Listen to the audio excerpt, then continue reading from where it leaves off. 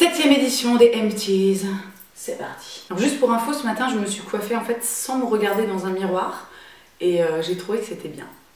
Voilà, alors jamais vous trouvez que je suis coiffée bizarrement, c'est normal. J'ai terminé le nettoyant Evercalm de chez Rennes, qui est donc un nettoyant gel pour peau sensible. Alors j'ai moitié aimé ce nettoyant, moitié pas aimé.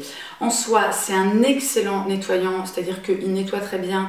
Il est pas du tout agressif, mais j'ai vraiment rarement vu un nettoyant aussi peu agressif. Le petit bémol, c'est qu'il mousse très peu, et comme moi j'utilise des brosses nettoyantes, alors voilà, j'utilise la Clarisonic, mais je suis aussi en train de tester la Lunea Forfeo ou je sais plus quoi. Voilà, je vous en reparlerai d'ailleurs, je suis en cours de test, mais c'est assez concluant, je suis assez contente.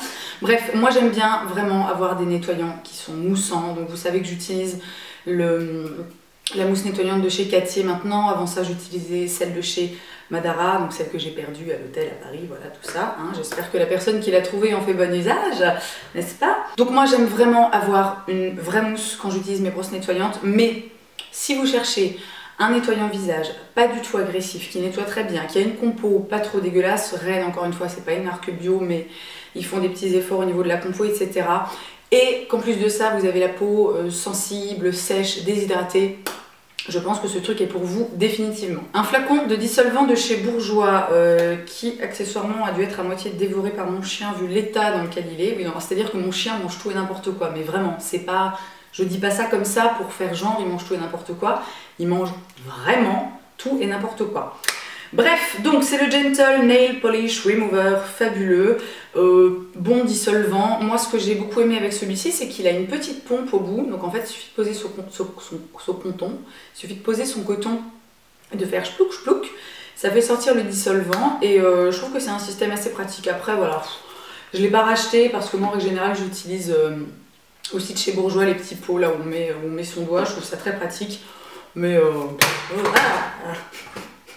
voilà, je pense que ça conclut bien le truc. L'eau micellaire pureté de Corinne de Farm que j'avais en format 500 ml, qui est donc une eau micellaire pour peau sèche ou peau sensible à l'extrait de fleurs de pivoine, 97% d'origine naturelle.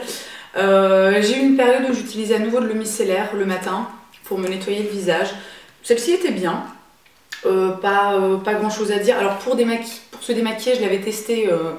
Voilà, pour se démaquiller le visage, les yeux, etc. J'avais trouvé qu'elle était épouvantable, vraiment. Mais en tant que petit nettoyant, petit rafraîchissant, limite en tant que tonique, en fait, le matin, elle était vraiment pas mal. Voilà, j'ai utilisé les 500 ml. Elle avait une odeur, je sais pas, une odeur assez banale, ni naturelle, ni chimique. On sait pas trop. Après, c'était pas désagréable. J'ai beaucoup aimé le grand format, le flacon plomb. Ça, c'était super pratique. Je rachèterai pas parce que bon là en ce moment je préfère essayer d'éviter en fait d'utiliser de l'eau micellaire le matin là en ce moment, donc j'utilise une éponge Konjac et c'est très bien. L'après-shampoing hydratant de chez Unique Hair Care qui est, mon dieu, mais dégueulassissime, c'est absolument ignoble. Donc un après-shampoing hydratant, il est certifié Écossaire, il est certifié, alors ça c'est quoi? C'est vegan ou cruelty free, je sais plus, le petit lapin, je crois que c'est cruelty free. Minnie en parlait sur son blog, elle disait qu'il était pas trop mal.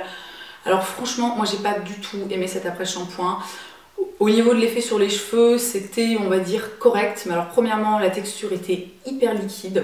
Elle était aussi un petit peu granuleuse. Alors je sais pas si j'ai eu un truc un peu défaillant ou s'il est comme ça à la base. Donc je sais pas, dites-moi si jamais vous avez déjà testé ce truc.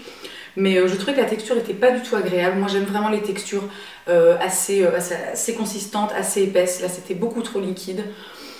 En plus de ça, au niveau, je sais pas, de l'effet hydratant, douceur, je trouvais qu'il était vraiment pas exceptionnel. Donc voilà, après il a une bonne compo, hein, 45% les ingrédients sont bio, 20% de ressources durables, 20% d'ingrédients commerce équitable, 20% d'ingrédients locaux, 99% des ingrédients sont d'origine naturelle et le produit est entièrement produit avec de l'énergie éolienne. Donc en soi c'est une bonne marque, un bon produit, mais on va dire que moi il m'a pas convenu. Un produit que j'ai absolument adoré, c'est la crème Daisy Delight de Sim. Donc c'est une crème qui est bio, qui est certifiée Écossaire, une crème voilà, brightening day and night cream. Moi je l'ai utilisée la journée. Et alors j'ai adoré cette crème. Si j'avais pas d'autres crèmes en stock, je l'aurais définitivement rachetée parce que j'ai trouvé qu'elle était exceptionnelle. C'est une crème qui est très légère en même temps, qui est vraiment super hydratante mais pas du tout grasse. Elle a une odeur super agréable, vraiment une odeur poudrée, super, je sais pas, super cocooning comme ça, hein, voilà, j'aime bien utiliser des mots que je déteste, comme ça c'est bien. Et voilà, je sais pas quoi dire de plus sur ce produit, vraiment c'était une excellente crème. Si vous avez la peau normale, légèrement mixte, voilà, qui a tendance à être déshydratée, franchement en crème de jour elle est exceptionnelle. J'ai enfin terminé mon flacon d'huile d'argan de chez Josie Maran, donc je l'utilisais principalement sur le contour de mes yeux. Là maintenant j'ai arrêté parce que l'huile d'argan c'était plus assez costaud. D'ailleurs rien n'est assez costaud en ce moment pour le contour de mes yeux, mais bon, ça j'imagine, je sais pas. C'est la trentaine qui se rapproche, je sais pas ce que c'est, mais bon, je lâche prise, hein, tout doucement. Bonne huile d'argan, vraiment. Par contre, gros défaut, c'est qu'elle est quasiment introuvable, elle est super chère. Après, c'est vrai qu'elle était quand même de très très bonne qualité. Elle avait pas du tout d'odeur. Alors après, est-ce qu'elle était raffinée ou pas? Non, parce que je crois, oui, elle est bio, donc a priori, elle n'est pas raffinée. Après, il y a moyen, je pense, de trouver un équivalent en moins cher et en moins relou à trouver, parce que régulièrement vous me laissez des messages, vous m'envoyez des mails en me disant ah mais où est-ce que tu la trouves, je sais pas moi, un jour je l'ai trouvée sur net à porter et limite le lendemain il n'y en avait plus et depuis elle est complètement introuvable, donc bon. Le gommage divin de chez Caudalie que j'avais acheté il y a super longtemps, que j'ai mis super longtemps à terminer, que j'ai vraiment pas du tout aimé. Alors déjà il a une odeur qui je sais pas, qui m'a beaucoup déçue. Moi j'aime beaucoup les produits Caudalie. Je sais que c'est pas bio, machin, tout ça, mais bon, ça après, j'ai envie de vous dire que parfois je m'en fous, c'est pas très grave. Je les aime beaucoup parce que c'est des bons produits, parce que la plupart du temps, ils ont des odeurs qui sont vraiment super agréables, des petites odeurs de raisin, des petites odeurs fraîches, fruitées. Mais alors ce truc, c'est juste affreux, quoi. L'odeur est hyper chimique, hyper synthétique. Je comprends pas en fait, je comprends pas trop le délire de ce produit. Après au niveau du gommage, c'était pas mal, mais vraiment pas exceptionnel. Ça c'est vraiment le genre de conneries que j'achète sans réfléchir et définitivement il faut que j'arrête de faire ça, mais vraiment. Un shampoing sec de chez Chlorane, celui à l'ortie, je crois que j'en avais déjà un dans ma précédente édition des Empties. Donc encore une fois, moi j'aime pas particulièrement ce shampoing sec. De toute façon, j'aime pas particulièrement les shampoings secs en fait, je trouve... Enfin, c'est vrai que c'est utile sur le coup, voilà, mais moi je sais pas, je trouve que ça laisse les cheveux vraiment bizarres, mi-propre, mi-sec, un peu... voilà, c'est pas du tout mon kiff, donc... J'ai terminé, ça c'était la dernière bouteille que j'avais, je rachèterai pas de shampoing sec, voilà, comme ça c'est réglé. Un flacon de gel d'aloe vera, donc toujours le Lily of the Desert, qui là c'était un format 120 ml, maintenant j'achète le grand format qui est 200 ou 250. Bon bah moi toujours aussi fan de ce gel d'aloe vera. Alors vous avez été pas mal à me dire, enfin à me signaler qu'a priori il y avait des silicones dedans. Alors je sais pas, quand je regarde... il y a du carbomère, est-ce que ce serait ça, les silicones dans la composition? Je sais pas. Bref, toujours est-il que moi c'est un gel d'aloe vera qui me convient à 4500%. J'utilise sur ma peau, je l'utilise sur mes cheveux. S'il y a du silicone dedans, moi ça me pose aucun problème, que ce soit au niveau du visage comme au niveau des cheveux. Et vraiment je l'adore, voilà, comme dit, j'ai déjà racheté un grand flacon et je trouve qu'il est top. Ça c'est un vieux truc, le masque apaisant hydratant de chez Aven. Il me restait un flacon, c'est un produit que j'ai énormément utilisé pendant des années.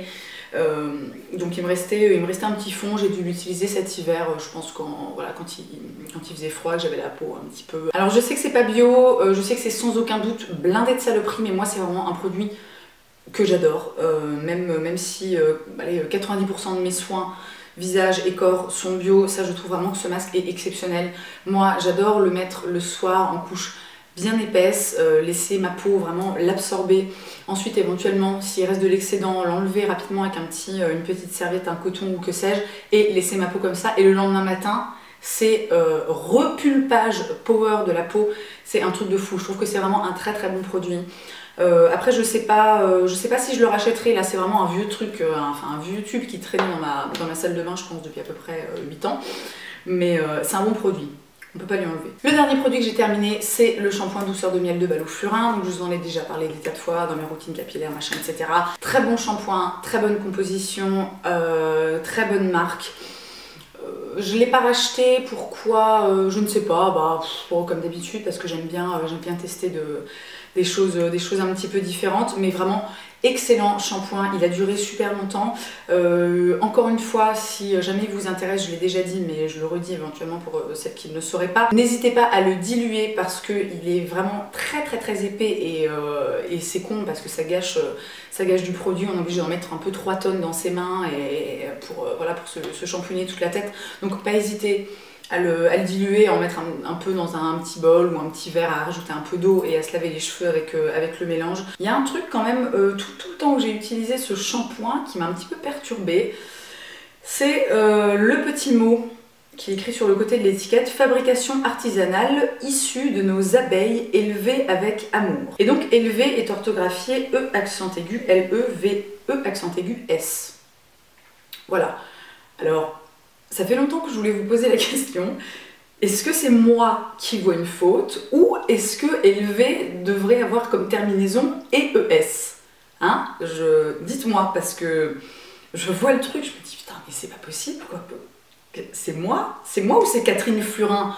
Non parce que bon, Catherine t'es bien gentille les petits mots, mais si tu pouvais éviter de faire des fautes d'orthographe ce serait mieux. Non je déconne, non. Les fautes d'orthographe ça arrive à tout le monde.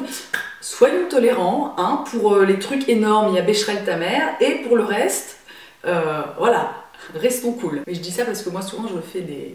Enfin bref, hein, je vais arrêter là. Cette 7e édition.